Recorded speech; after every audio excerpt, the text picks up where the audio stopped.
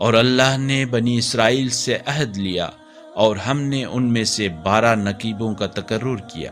اور اللہ نے ان سے کہا میں تمہارے ساتھ ہوں اگر تم نے نماز قائم کی اور زکوٰۃ ادا کی، اور اگر تم میرے رسولوں پر ایمان لاؤ اور ان کی مدد کرو اور اللہ کو قرض حسنہ دیتے رہو تو میں تمہارے گناہوں کو تم سے ضرور دور کر دوں گا،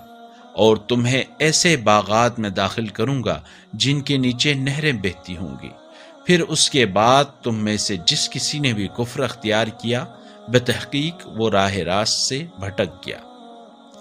پس ان کے عہد توڑنے پر ہم نے ان پر لعنت بھیجی اور ان کی دلوں کو سخت کر دیا۔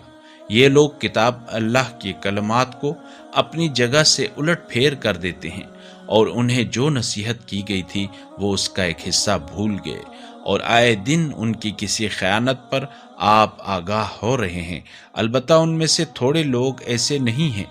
لہٰذا ان سے درگزر کیجیے اور معاف کر دیجیے، بے شک اللہ احسان کرنے والوں کو دوست رکھتا ہے۔